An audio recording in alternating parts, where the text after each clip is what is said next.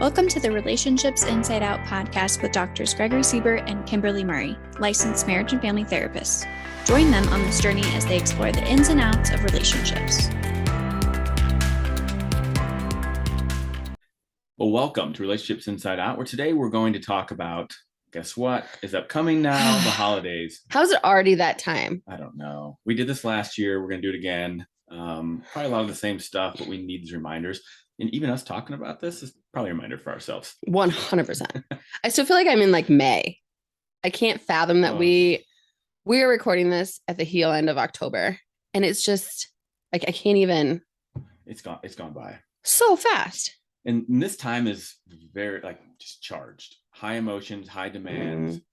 On top of what nothing else changes, right? We're still working, we're still raising kids or whatever people are doing. So you're adding kind of the holiday stuff. I mean, there is excitement around this time of year for a lot of people. Maybe not all. We'll get into that, but but it also can be problematic if we don't manage it well.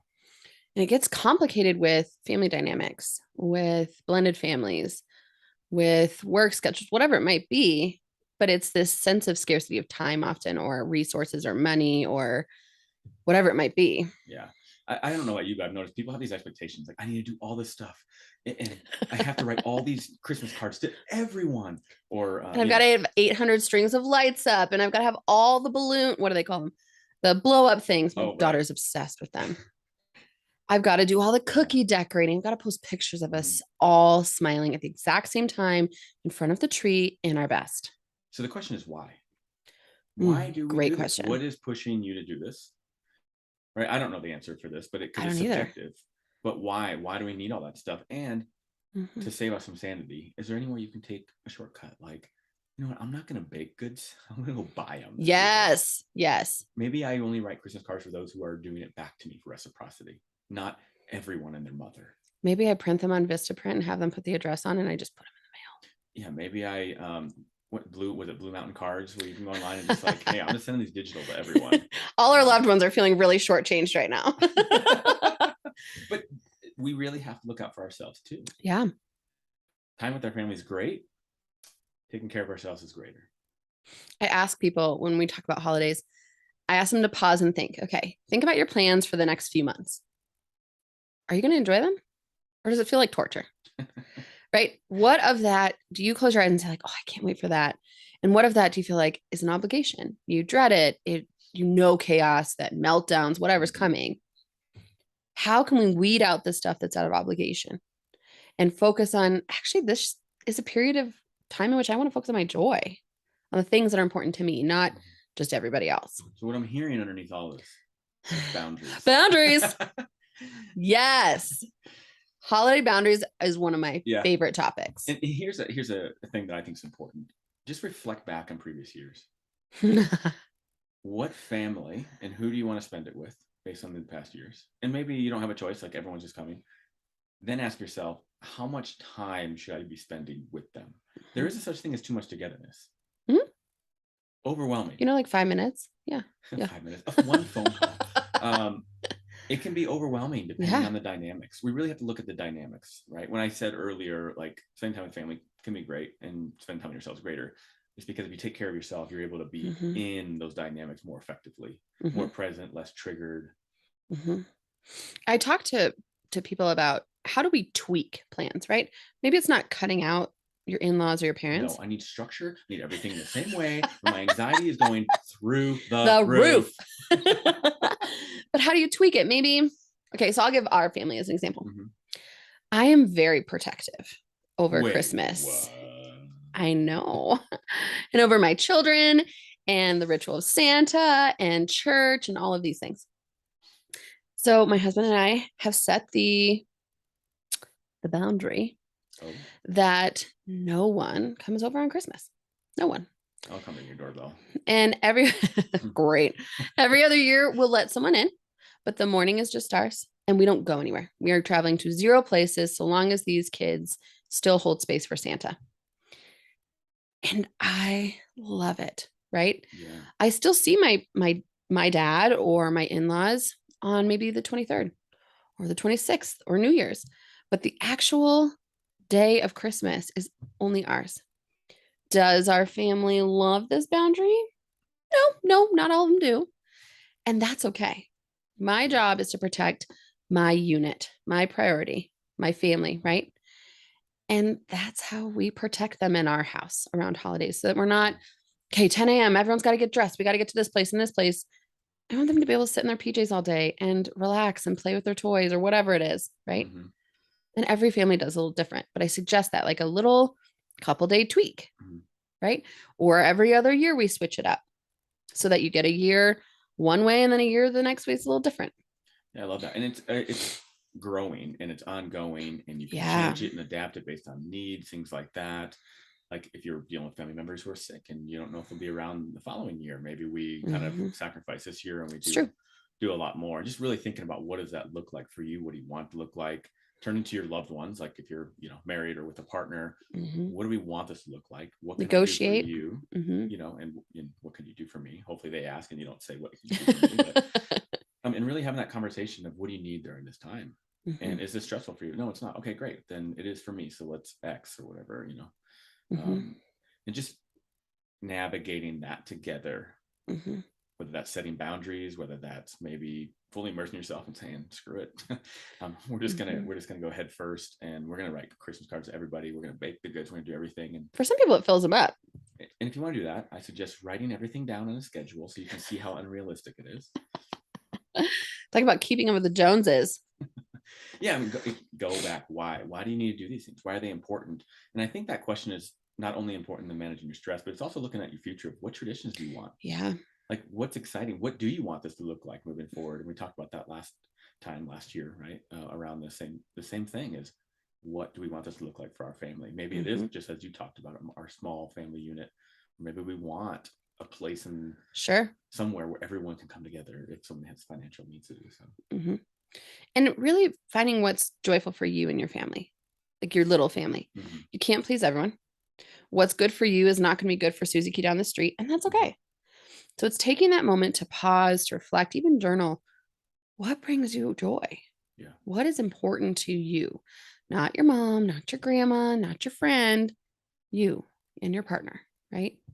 And your kids, depending on their age. This image comes to my head of National Lampoon's Vacation, his neighbors. I've never seen it. Oh my God. So he's exactly what we're talking about. The lights everywhere, all, has a family. Next door neighbors is just a couple. We want to spend it alone. There's no decorations. The house is very modern. They're drinking wine and I just think about that. I'm like, well, if you want it to look like that, you could. That's my dad. My dad, we joke that he like throws up Christmas all over his house. It's beautiful. Oh, wow. But it takes him hours, days, weeks to get it done. You could look like that. And another important thing that I think we should talk about is, even if you're excited, for a lot of people, there's still a time of pain. Yep. And hurt and bad memories. And we have to acknowledge that. And it's not something we want to avoid through the joy. We need to face it. We need to process it, whether it's a therapist, with ourselves. Give space for your partner to talk about it. Yeah. Adopting a ritual for missing a loved one. Like we hang my mom's stocking every year still, and I put a single white rose in it every Christmas. And that's an important ritual to me, that while the other stockings are getting filled, so is hers. Yeah, I love that. Especially in the case where you're having a holiday, maybe it's your first with the loss of a loved one, a close loved one, is figuring out how can you still bring this person in your own way. And that's the ritual you're talking about, and figuring out what that looks like. So you're not trying to just completely get them out of your lives by not bringing them in, but embrace them, embrace that loss. And it's tough. But through that, you can find meaningful things like you're talking about. And giving your loved ones space, right? If you know someone lost someone, reach out to them. Often we fear if we ask like, hey, I'm thinking about you. I can imagine you're missing your mom today or whatever. We think we're putting that thought in their head and we don't want to trigger them. They're already thinking it. So ask them, how are you doing? How are you handling this holiday? I'm thinking about you. I'm praying for you, whatever it might be that's authentic to you, but acknowledge that space. Don't pretend like it doesn't exist because you're afraid of bringing something up. Oh, you mean we're afraid of conflict or drama? Sadness. But I think you speak to a great point, which I love, is something that I think should happen every year. And I try to be intentional myself. Yeah. My pessimistic side is like, selfish. This is a time of giving, but it's like, what can you give me? What can you give me? Right. But compassion. Yeah. Compassion for those going through a tough time, compassion for those who might not celebrate it in the way you want or want to be around this. And also self-compassion for yourself of, I don't have to do everything perfect this time of year. Preach. For those who celebrate this time of year, right? So there's that piece of it that I think is important that we often forget in the process of receiving and figuring out what people are buying you, going to the trunks, opening wrappers. And trying, so I challenge like our family unit to think about to give from someone's love language or how they actually receive it, right? Maybe it's not a monetary gift. I love that. Yeah. Maybe you can't afford it. So write them a letter or plan a picnic or something that doesn't cost money, right? Yeah, if it's quality time, what can we do together? I love the gift of experiences. Yes. We do that for our kids' birthdays. As somebody who sees a lot of couples, I think a lot of my family are tired of me giving like books and stuff that are like, this is how to improve your relationship. Like, what is our relationship crap? Well, yes. But maybe go have experience, or whether that be, we're going to go tubing this year, or right. I love that. And thinking about like handmade gifts or making jelly or doing an act of service. As long as the handmade gifts don't take away from this like already limited capacity, right? Truth. Be honest with yourself. If you can do that, great. But ask yourself, why am I doing this, and what does it take away? Yeah. Does it take away from what you said earlier, my joy? I think that there's a lot of space in the holidays to enjoy it if we invite that space in. If we feel pressured of like, okay, it's October, now I've got to start X, Y, and Z, that can take away that joy. Whereas if I lean into like, hey, this isn't a good week to get started, or this year I'm going to let this one thing go. And what's hard about the holiday season is it's coupled with, which we've talked about before, seasonal affect disorder, SAD. Yeah. So we're already in that like kind of melancholy space. And then we throw in more stress, perhaps. Let's complicate it more. Holiday blues. Ay. So this isn't seasonal affective disorder, right? Because seasonal affective disorder probably, tends to last maybe a little over a third of the year, 40% of the year. Yep. Holiday blues come around probably close to November, maybe December. So there's a difference there. And then holiday blues in particular, like after the holidays are over, you tend to get a lift up. And the National Alliance on Mental Illness talk about like 64% of people with existing mental illness experience worse symptoms during this time. Which is a vast majority of our country, by the way. Yes. So acknowledging yourself and your needs, and those include, I need to go engage in my coping skills, or I need to talk with someone during this time, like a therapist, right? Figuring out what you need, because holiday blues are real. And for people who maybe have so much family and they're just like, oh my gosh, I can't do this, find time for yourself. For those who don't have any, maybe invite the loneliness. Yeah, the loneliness, isolation. Maybe if you have a group of friends you can hang out with or something like that. Or, a lot of people report that it's fulfilling when they go volunteer for those who are less fortunate. Yeah, giving. So finding a way to immerse yourself with someone or some group if you're isolated or lonely during this time. And again, make it your own. You don't have to have this traditional National Lampoon Christmas Vacation. Now I'm going to go watch that, by the way. It's a classic. It's my favorite. My husband talks about it and I still have never seen it. Oh, I will buy that for you this year for Christmas. I got your gift already. There's my gift, Yeah. I'll wrap it, but you can still peek if you'd like. Okay. It is just such a complex time. Yeah. So my challenge for everyone is really pausing. How do we find the beauty in this space? This is Thanksgiving as well as the religious holidays. New Year's, how do we lean into them, embrace them, rather than white knuckle dread? Oh, I got to get through this.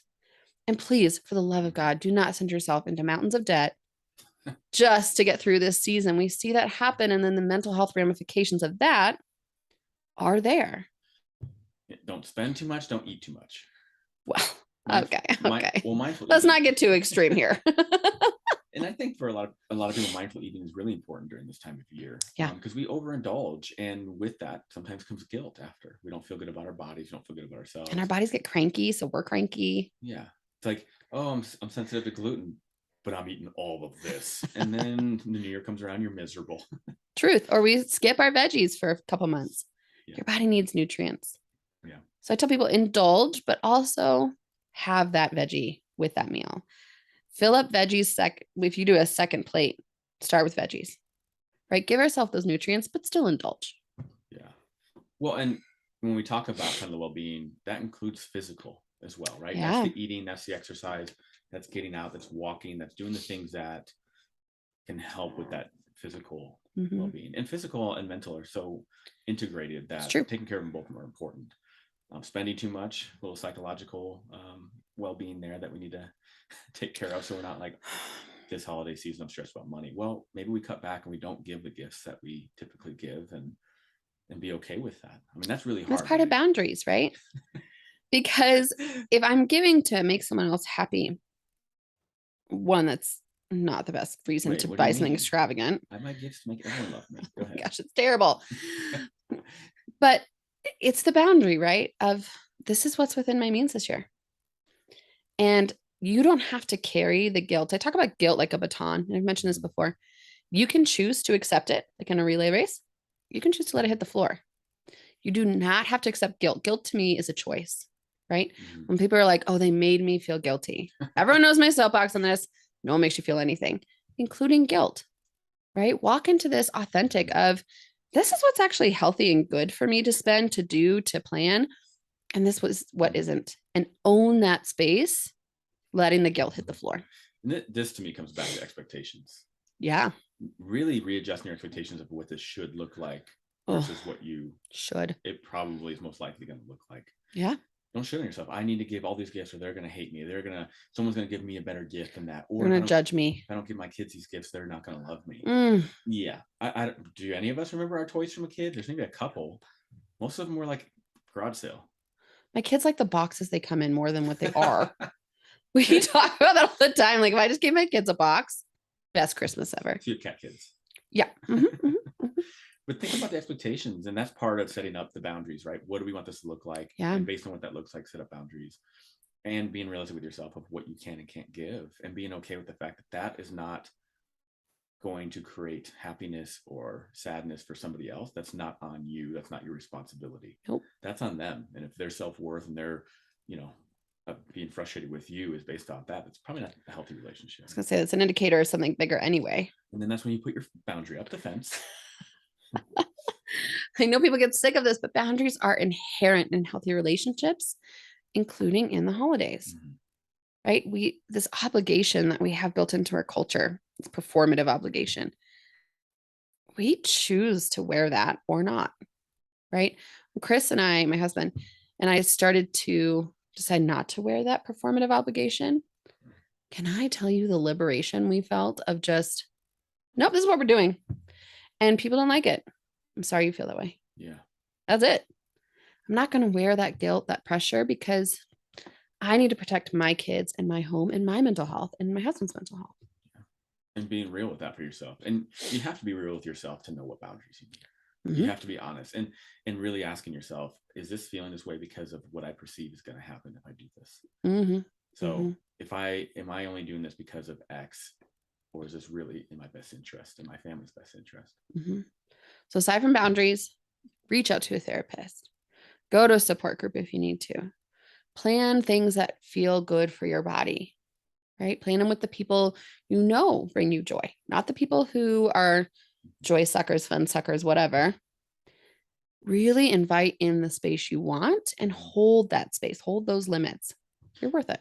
And even if, like say holiday blues, that's not a diagnostic,